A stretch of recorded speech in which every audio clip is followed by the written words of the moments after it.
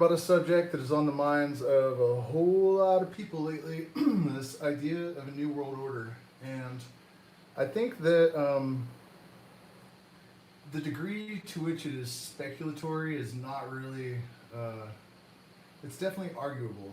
What's not arguable is whether or not the New World Order is actually a real thing. And this is one of the things that surprises me the most, I guess, about the conversation that I hear in regards to all this. Um, and we've had President Bush, I think it was senior, that put his hand out and like Hitler, and he said that Saddam Hussein needs to heel to the New World Order, and the crowd just cheers as if he had said something other than that. And that's a really scary moment because what you don't see in the audience in that video is a bunch of people stop and go, wait, shouldn't he have said the United States military or, you know, freedom and justice or something? No, he said New World Order. And there have been a lot of other references to it. And so I think that the question as whether or not it's an actual thing is relevant at this point. But for our purposes, it's worth it to observe the selective perception and the cognitive dissonance that people are able to engage in order to even ask a question like that. But so the last time we sort of tackled this subject, we were talking about, you know, kind of worst case scenario that for whatever reason, this constituency of people that are in control of the planet do want to have absolute control over everyone. They do want to lock down, the planet and strip people of their rights and replace all the workers with AI and all of this sort of like nightmarish Orwellian stuff. And I'm absolutely 100% confident that that constituency does represent some portion of the elite. And we were also discussing the fact that if we have reached a breaking point in terms of population and we are producing so much waste so rapidly that, the king of the earth, whoever that is, whether it's a Rothschild or whoever, he gets a report from his scientists that say, okay, no other choice. We either reduce the population by X amount or the whole game is over for everyone. And so then, the people that say like, oh, well, this is this evil satanic thing, what if you were confronted with that decision? And so then even the ethics of this sort of population control agenda and the New World Order in general become much foggier if you look at the situation from the vantage point of a god, let's say, that's trying to manage a planet, and not from the bleeding heart perspective of a human being. Because whether we like it or not, we're dealing with nature and the universe. And if you look out across the landscape of nature and the universe, what you see is violence and death and peace and love and hate and all of these antinomies balanced and interacting with each other. And that's what gives rise to the whole thing.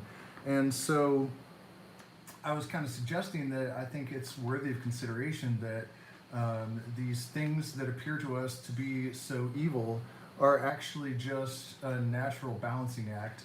And even if it appears that man has upset the balance of nature, I think that we forget that even when we derive chemicals in a laboratory, the starting point has to be something that we got from nature.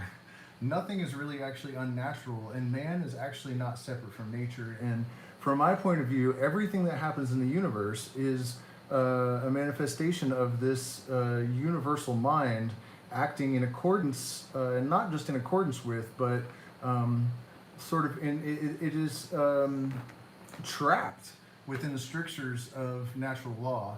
And so, as we were referring to in the last live stream, the Navajo and other peoples talk about how everything that happens in the universe is what has to happen.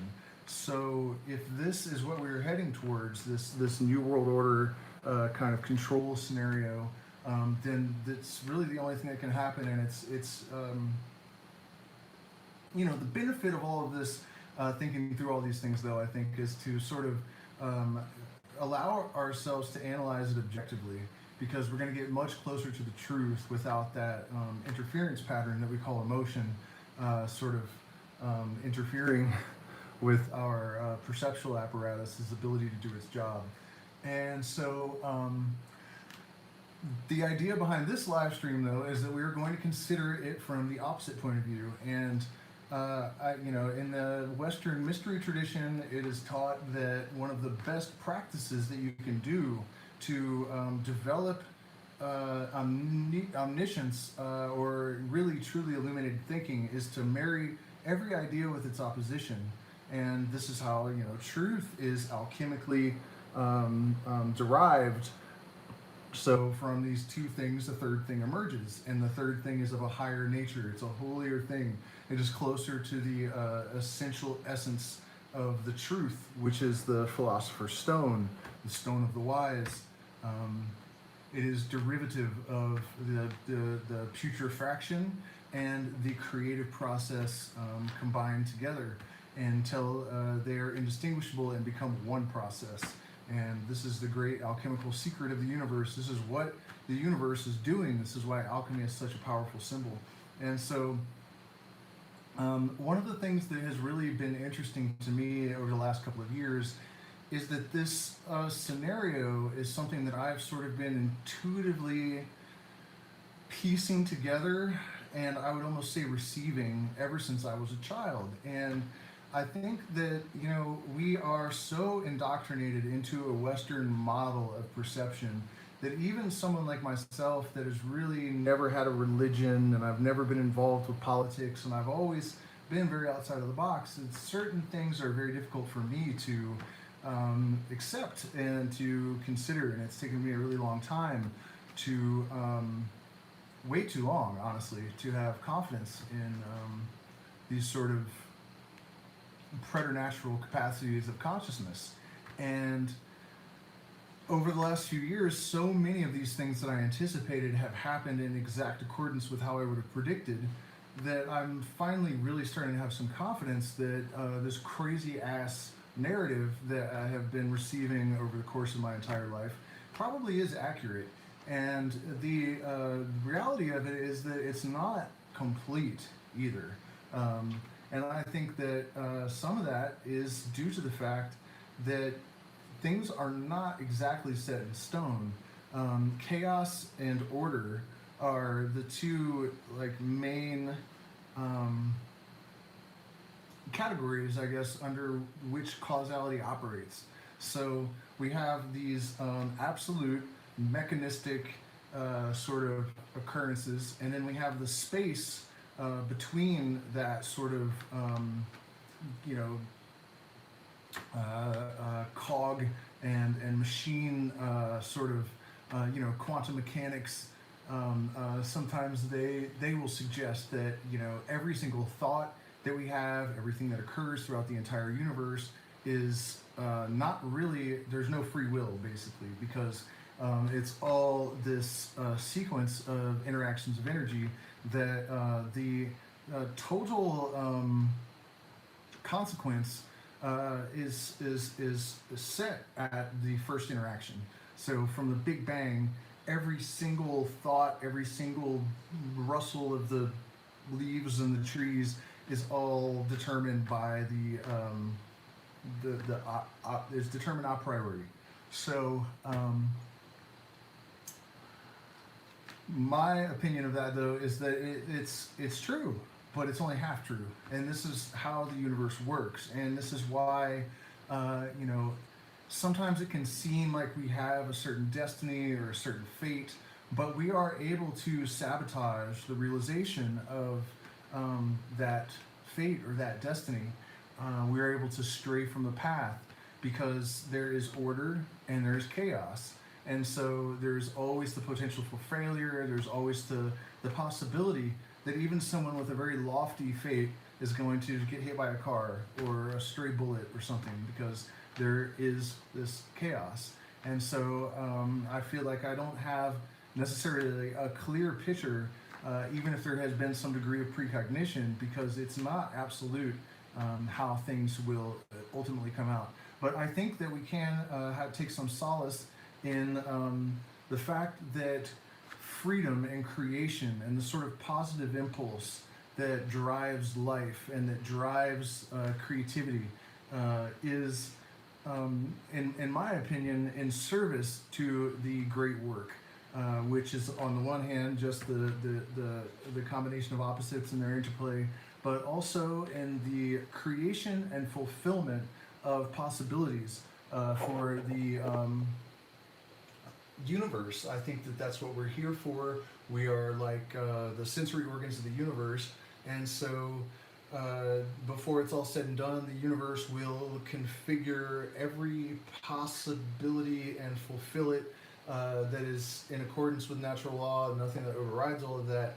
And it's actually really crazy because this is something that I've thought since I was a small child, and I just read that Roger Penrose, the great physicist, also had this opinion that the universe would create all these potentialities and fulfill them, and then sort of collapse back in on itself, and that collapsing is what creates that tiny point that becomes such a point of condensed energy that it explodes and the singularity repeats. And so, you know, he said the Big Bang is also the end of something. It's the beginning of something. It's end, and then it's the beginning, right?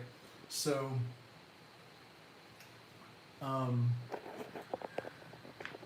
if we look at the general cultural evolution, you know, I can only really speak from the point of view of a person from the United States, because that's where I'm from. You know, I've seen evidence of this in Europe as well, but it seems that as our consciousness evolves, there are certain characteristics and proclivities and tendencies that sort of arise in the individual and in the collective that are consistent. And as we move deeper and deeper into these higher states of consciousness that are the product of, you know, thousands of years of cultural influence, and who knows how long the biological and genetic accumulation has been going on in terms of experience that make this type of higher cognition possible. The society that we would ultimately be moving towards would be one that is totally engineered around the free expression and the full realization of the highest capacity of the human intellect, of the human creative capacity, and one of our primary duties, I think, as sentient beings in the universe is to explore the universe and to investigate its nature and to uncover its secrets, to find its mechanisms and you know, machinations, and see how everything works, you know. So I mean, it all does look like it would be possible, and this is where I have a hard time talking about this, though, because I really don't see how it could happen without some massive reduction in population. It just doesn't really seem realistic that we could have any sort of like utopian scenario here unless there was first some gigantic natural disaster, or, you know, massive world war, or something to that effect. So, you know, just because I have a hard time conceptualizing something, though, doesn't mean that it can't happen. When I think about the size of the cities, and I think about the, you know, idiot right-wingers with their fundamentalist Christianity that are just, you know, a lot of them are really actually so fundamentally racist and homophobic. It's just very difficult to imagine some sort of catalyst that could change those people so dramatically, so rapidly, that we could get everyone on the same page in the time frame that we need. I mean, I think that we really need to be realistic when we're contemplating this stuff, and consider things like the fact that the ocean, and it's probably worse now. It's been a number of years since I've looked at these statistics, but last time I checked, 90% of the ocean life that was, you know, alive in 1970 was gone. And I'm fairly confident that fishing, you know, that the fish are one of the, the ocean's got to be one of the main supplies of food for the planet. And as the population continues to exponentially grow, it just it seems really difficult to imagine that this sort of new world could be born. Also, you know, there's the solvent coagula part of the formula. It's a natural law. All things are governed by the same set of natural laws. Whether you're talking about, you know, some mimosa hostilis root bark in a blender, or you know, the rise and fall of civilizations. They're all are governed by the same set of natural laws, and one of those things is that, you know, chaos always precedes order, and the reason is that, you know, there has to be a breaking up that creates space in order for the new order to have the ability to move, to restructure itself. Without movement, there is no there's no restructuring that is possible. This is, you know, something that we all experience as individuals going through a spiritual process. People talk about the need for integration. People talk about experiencing the dark night of the soul. The shaman is a madman who has healed himself, Terence McKenna would say. Aleister Crowley, you know, he obviously had a period where he went batshit nuts. I had, you know, at the peak of my process, I would definitely say I was teetering on the edge of sanity and probably went over the line a little bit here and there. So I think that collectively we can rest assured that we would experience the same thing, and I think that's what we're going through now. Humanity is at that point in awakening that we are experiencing this massive disintegration, a lack of unity, and it's very, very volatile. And so this is a difficult and uncomfortable part of the process, but if we are heading towards a more harmonious, any type of new state of mind for the collective unconscious, or the collective conscious even, you know, I mean, a lot of us are very much consciously aware that this is happening. It's not really this subconscious process. This sort of period of chaos is to be expected and even to be embraced, with the you know, comforting notion that it is an essential part of the phoenix process, the rebirth of a higher ideal and a new level of harmony for humanity. And what we have to do ourselves is become, the magician can attract any force in the universe that is required for his work by making himself a fit receptacle for it. And so, you know, I'm pretty sure that all of you watching are aware of this evolutionary process. And really, the goal of yoga, and my thumb keeps somehow covering the camera, sorry about that. Yoga and psychedelics, and even just, you know, therapy, is a sort of conscious evolution, right? Like, we are trying to take responsibility, take control of our own individual evolutionary process to create our conscious being in accordance with our higher self. And we're driven to do this by a collective urge. Terence McKenna called these things like attractors in hyperspace. And, you know, whether they're in front of us or behind us or both, there is definitely this impulse, I think, that all of nature is subjected to act in a way that is congruent with extending the capacity of experience, expanding the parameters of available experience, not just to ourselves, but to the entire universe. And because that's what we're doing here. And I think that we all have also discovered that when you truly have these processes, when you experience the gnosis, when you experience the individual evolutionary process, and it's really working, you find that the people that have been through this process can be trusted, that they're not violent, that they don't steal, that they don't need to be governed, and in fact will not tolerate it. And so, we then, having attained this state, we look out into the world and we go, oh, fuck me.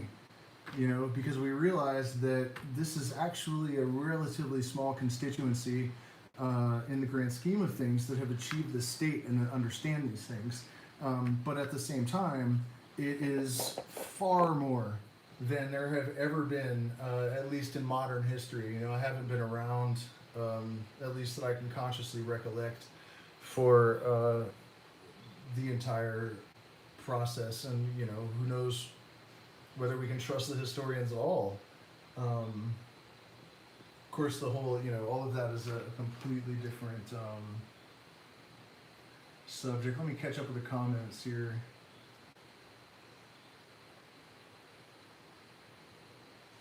So maybe the jab is starting to work. Are we the smart ones, or are the vaccinated the smart ones? I don't think it's that simple. I really don't think it's that simple. I mean, that subject is so polarizing, and I would say that here's a really solid example I don't think anyone could really argue with. There was a recent outbreak in Massachusetts. 40% of the people that died were fully vaccinated, and 74% of the people that got COVID were fully vaccinated. So the standardized efficacy rating for a placebo is about 40%. So what we have is a vaccine that we're being told is effective that is apparently less effective than a placebo, just going by the numbers, and causes blood clots sometimes, and palsy sometimes. And so I think that it's becoming increasingly difficult for people that are really all for the vaccine. Their narrative is really wearing thin because the numbers don't reflect what they're telling themselves and everyone else. For me, the fundamental thing is freedom of choice, and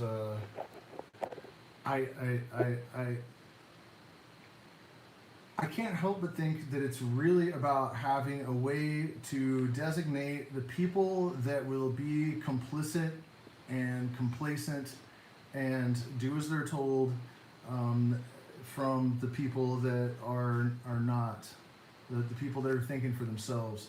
And it's really a difficult circumstance that at least it appears to me that one of the natural laws that governs the universe sort of creates the circumstance that there's an equal and opposite reaction, and there's opposites creating each other.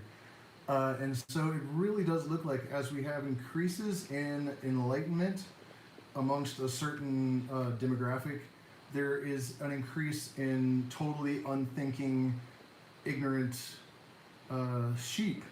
It's like you cannot increase in one direction without increasing equally in the opposite direction.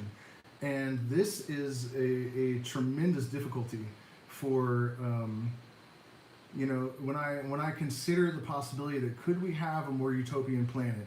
Could we somehow teach illumination, which, by the way, was the real goal of the Illuminati. One of my most unpopular opinions is that the Illuminati actually were not bad, and that they were trying to do what we're all trying to do. And it's really interesting to me that a lot of conspiracy theorists will say we can't trust any of the information that we're given. We have to question everything. But then they all believe this narrative they've been given about the Illuminati without actually doing any real research. And research does not mean asking Alex Jones or watching Alex Jones on YouTube. What I'm getting at is that Adam Weishaupt, the real founder of the Illuminati, published, well, he didn't publish them, but his papers were seized, his private papers that he didn't expect anyone ever to see, which means you can probably trust them. And what he described was basically creating the kind of world that illuminated people would want to live in, without organized religion, without borders and war, and teaching illumination. And so, in my opinion, there's been a very, very strong effort to discourage people from looking into Freemasonry and the Illuminati and Hermeticism and Gnosticism and all of these, and psychedelics. You know, they demonized all of the most powerful tools that can catalyze consciousness and cause the changes that, you know, and I did notice a couple people dropped off and I'm like, the Illuminati are good, you know. And it's funny because people have this anchoring bias. There is no one out there can't be, that has any real evidence that the Illuminati had some kind of crazy plan. I was thinking about this today. You know, people have all the hand signs and stuff in Hollywood. They have the pictures online, and people are like, this is proof that the Illuminati. So where do you have like an Illuminati handbook that has all these symbols? Like it may be evidence that there's some group that they're all affiliated with that makes hand gestures, but there's nothing to connect that to the Illuminati. You know, and this is one of the things that we all really have to be careful about. Whenever there is a really popular narrative, chances are about 1,000% that it's wrong. Wherever you have a whole bunch of people saying something, you can almost guarantee that it's absolutely not correct. Okay, well, we're talking about Mars and the unvaccinated. That's actually pretty interesting. I remember reading Aleister Crowley saying that as far as reincarnation goes, the heliocentric theory is correct. And what that means is that, you know, he was saying that we incarnate closer and closer and closer to the sun every time. But I was thinking, what if it's not really like this, you know, incarnating with a different elemental composition so that we can live on Venus or Mars or Pluto or Saturn or whatever, but we're actually talking about physically colonizing these different planets. And you know, Mars is of course one rock closer to the sun, but I think that the idea is that eventually we return home to the sun, because this is really where we're emanating from. We are really a trick of the light. Our consciousness has its origins in light, basically. And so this idea that the stars are actually beings, and that we are their divided souls, basically being projected onto a canvas, so that we can sort of rediscover our identity and then return home. You know, a lot of people have figured this out. I think Modest Mouse had a song where he said, you know, the stars are projectors. And so it's funny that you said that, because I was thinking about that today. So all we can really do is take greater responsibility for our own conduct. You know, I sometimes hate, and I think this is because of propaganda as well, that, you know, prior to COVID, there was a tremendous amount of anti-vaxxers are idiots content that just flooded Facebook and social media everywhere prior to COVID. So it just seems like an awfully insane coincidence that just happened to happen for no reason right before a pandemic hits, right? I mean, it's too dumb to really even consider that it wasn't part of a plan.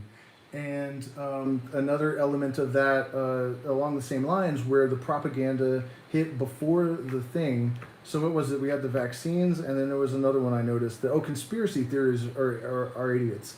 That was also, you know, all over social media everywhere right before COVID hit. And so, oh, and the flat earthers becoming like super, super, super well known. That is looking increasingly like a psyop to me, because I actually joined some flat earth groups and there are like no flat earthers in there. Flat earthers are almost not real. It's just a bunch of people that believe that the earth is a globe trying to understand how the limits of human stupidity have found these, crazy expanded parameters that the flat earthers exhibit, and there are hardly any of them. And so it appeared to be this like gigantic movement that also was suddenly all over social media right before the pandemic hit. And so, I'm asking you guys to do me a favor, do yourselves a favor, and we really just have to.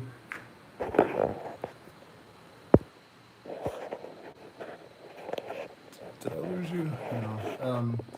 We really just have to. My battery's going to die, so I don't know how much longer we're going to be able to talk. But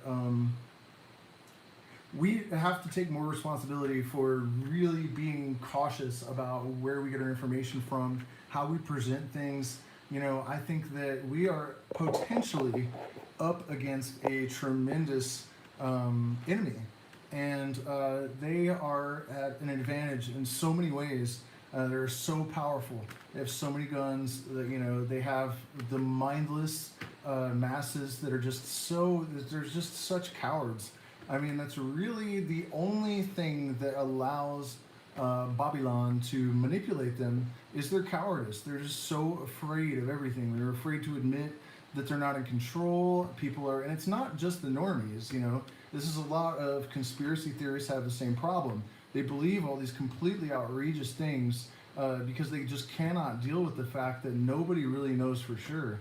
And so, for those of us that are really trying to make an impact, what we have to do is really accept responsibility for our role and really commit to our role and really commit to, what Crowley called the true will. And I hope you guys will I'm gonna do a premiere of this Crowley video that I made. It's basically just a bunch of quotes, but I think my goal was to distill what he was trying to communicate into like 10 minutes, and I think I did a pretty good job of that. And that's essentially the message, that if we are actually successful at discovering our true will, and then we are also successful at constraining every breath, every thought, every deed to the fulfillment of that true will, there won't really be any conflict in the world.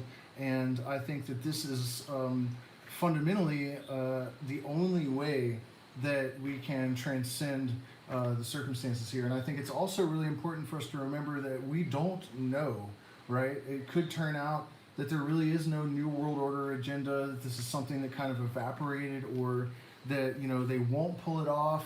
I mean, it's really easy to get caught in a very pessimistic state of mind in reference to all this, in regards to all this, because it just looks like such an indomitable circumstance to try to overcome. And the people that are in denial about it aren't really helping either. Because I think it's really disconcerting to those of us that have seen these things, that we can show people this incontrovertible, video evidence or whatever, and they can just choose not to see it.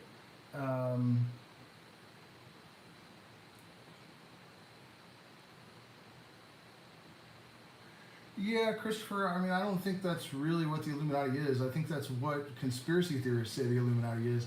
I think what the Illuminati actually was is Adam Weishaupt achieved a very high level of adeptship, illumination. He saw the control, and this is what he wrote in his private diaries. He wrote that he saw the attempts of the Zionists and the Rothschilds taking control of the education system, taking control of the church, taking control of the banks, and he wanted to organize a group of people to infiltrate the Masonic lodges and get into positions of power and sabotage what we call the Brothers of the Left-Hand Path, their efforts to enslave humanity. And it is a true fact, and this is probably the single best bit of evidence that we have a problem in regards to the New World Order. 2 weeks before President Kennedy was shot, he gave a speech where he said there is a plan afoot on this planet to enslave every man, woman, and child on Earth, and he was dead 2 weeks later. If you actually Google it, it'll say that it's a conspiracy theory. When I told my partner about this quote, she immediately just Googled it to see if I was telling the truth, because it's such a crazy thing, right? And it said, this didn't happen, it's conspiracy theory. So we had to dig and dig and dig, and eventually we were able to find a YouTube video, I think. And I mean, come on, you guys, Kennedy's voice. There's no video of it, but there is documentation that he was at this place giving a speech, and there are recordings of the speech.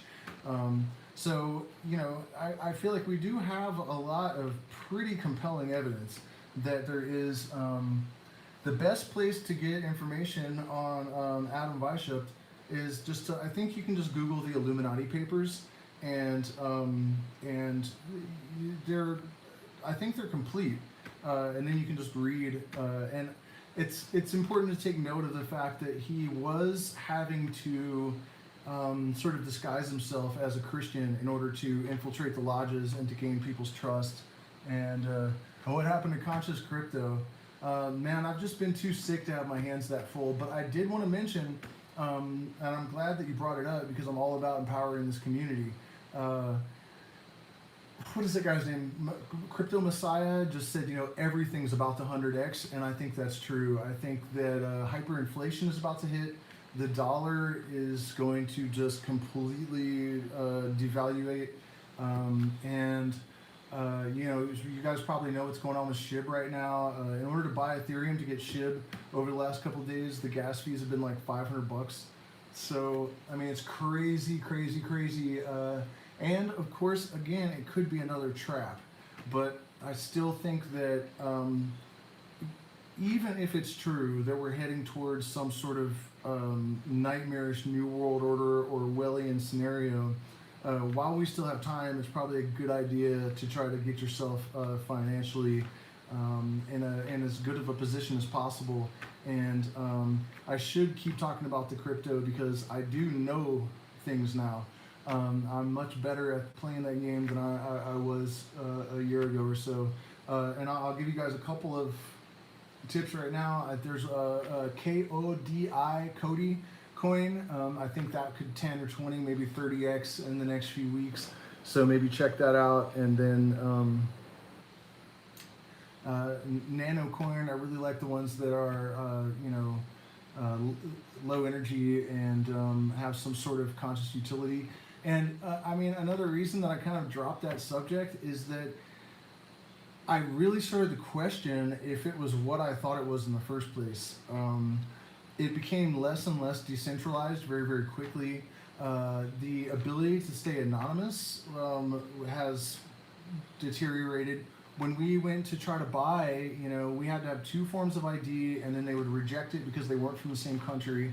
My partner's like German and American and Ecuadorian IDs, and in a bank that doesn't match, it's in a country that doesn't match any of the IDs, and so we're constantly getting rejected. And so it's like, this is supposed to be anonymous, and this is supposed to be a way for us to get around fiat currency and being trapped by the big banks, but that's not really the reality. And then also, when you're paying slippage and you're paying all these taxes, when you have reflection coins and stuff, then you're not really not paying taxes anymore, which was another, at least the money's not going to the government. But then you also have this thing with like XRP, I think it was, and some of the other coins where people have found shady connections to big banks and corporate America. So it's, I just really started to question if it's really a tool for liberation and empowerment.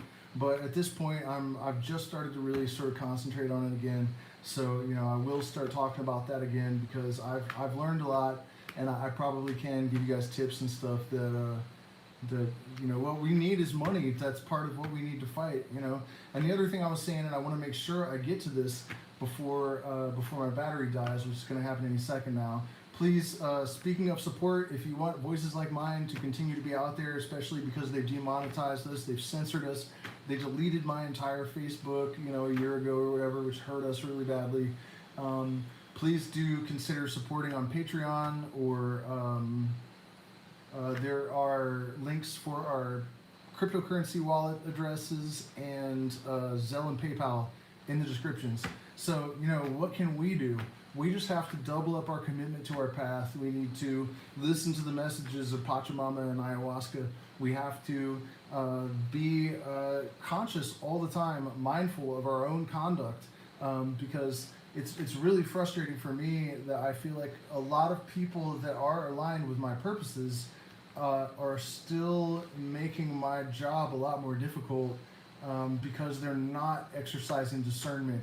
And I have empathy for these people, because I understand that once you escape the matrix mind and the mainstream narrative, it's not like you suddenly have a bunch of critical thinking skills, and what's actually going to happen is that you have the same exact dispositions psychologically, and so you're just going to move into, I'm always saying, you're going to jump out of one box and right into another one.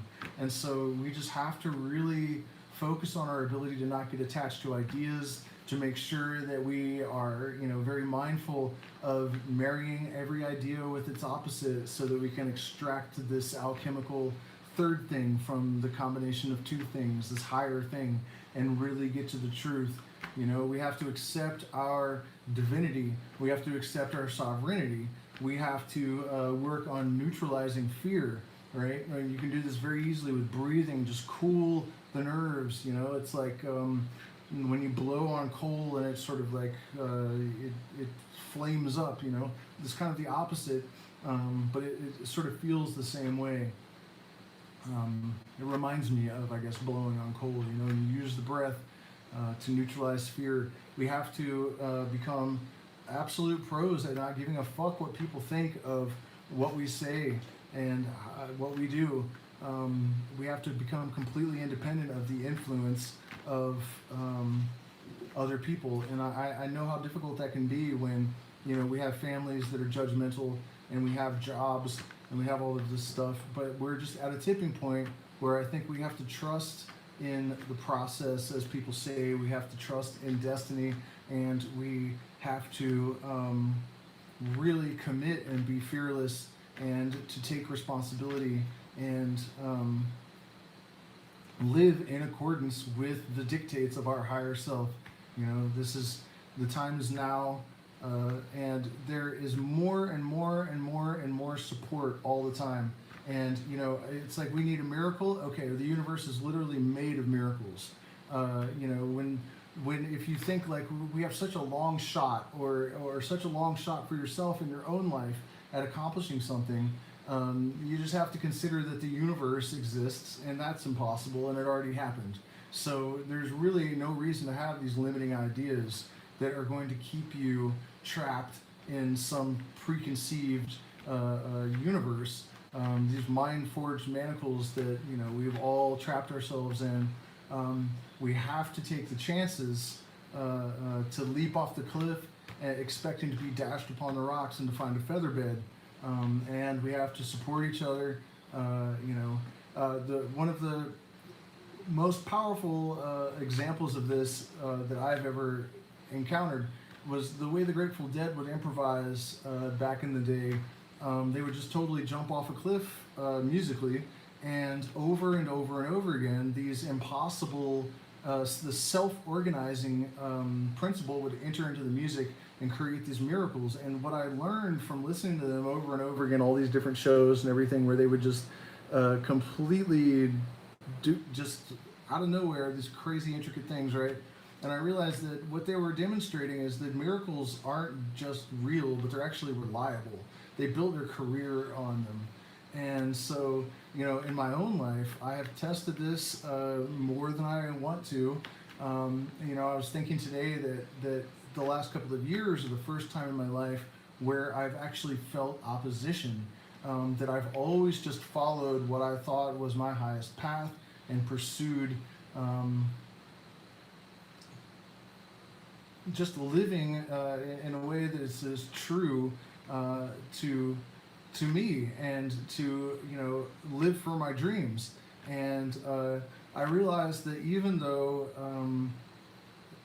things have not necessarily just manifested exactly the way I've conceived them, the way that they used to, it has still been true that when I have been out of hope, out of resources, out of choices, that something has just appeared to at least allow me to continue.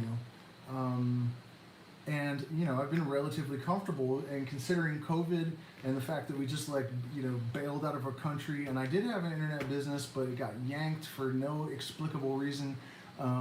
Considering all the circumstances, to have even survived is extraordinary. So what I'm saying is that you may not, if you follow this sort of advice that I'm giving, you may not always get exactly what you want, but you will find that as long as what is required is within the realm of possibility, that you have the natural inclination for the universe to create order and symmetry, and to support things that are in congruence with the general gestalt of creation and the creative process in life, that it is really in accordance with natural law that you'll be supported. And the reason that people in the mainstream, I think, don't believe this is because they have been acting in a way that is unnatural. And so their basic MO, right, is going against the grain of the universal mind. And so their connection with the reality that the universe is not a blind, dead, material, totally impersonal bunch of gobbledygook that was somehow animated by electricity, right? They're also starting from a place of precluding that possibility because of the ontology that they've inherited from their culture. And so, my experience and the experience of a lot of people like me is that, for one thing, if you a priori preclude something from the realm of possibility, you will not perceive it, you will not experience it. You will be successful in your endeavor to make it unreal. And so once you engage the universe with this at least openness to possibility, things will emerge that are quite surprising and delightful. So I think I have about 8% left of my battery. I don't know what day of the week it is, Thursday. I don't know when I scheduled the other live streams. I'm going to start doing music again too, so keep your eyes out for those. Don't miss on Saturday in the middle of the day, I'm doing the Aleister Crowley premiere. It's going to be really, really good. No matter what you think of Aleister Crowley, you should still check that out, and please do me a favor, share and get as many people watching that with us as we can, because I really think that it's really powerful advice, I guess, that is given. And it's also one of the things I've always liked about Crowley is that it's so entertaining. The literary pyrotechnics and the dry wit and humor, pretty outrageous and awesome. So thank you guys again. We just have to consider that we have so much potential with the technology to assist us, with more illuminated people on this planet than ever before in history, with greater wisdom, using psychedelics correctly is becoming like a commonplace thing. I posted something the other day about Aldous Huxley, who, by the way, so many people responded to that post. It really surprised me. I thought that Huxley had kind of been forgotten. So I'm definitely going to make some videos where I talk about him. He was a huge influence on me. I was going to get one of his quotes tattooed on my back. It is fear of the labyrinthine flux and the inhospitable strangeness of the world that has driven men into the systems prepared for them by philosophers and the founders of religion, weary with much wandering in the maze of phenomena, frightened by the inhospitable strangeness of the world. He has rushed into these systems as if running from a dark and frightening forest into a well-lit and commodious house, and people have been burned at the stake for questioning the color of the door or the shape of one of the windows. And so this is what we are escaping. This is the old world that will not forget about the dead you've left. They will not follow you. Strike another match and start anew. This is the advice that we have to take collectively and move forward into the new eon without fear, acknowledging our sovereignty and the sovereignty of others, and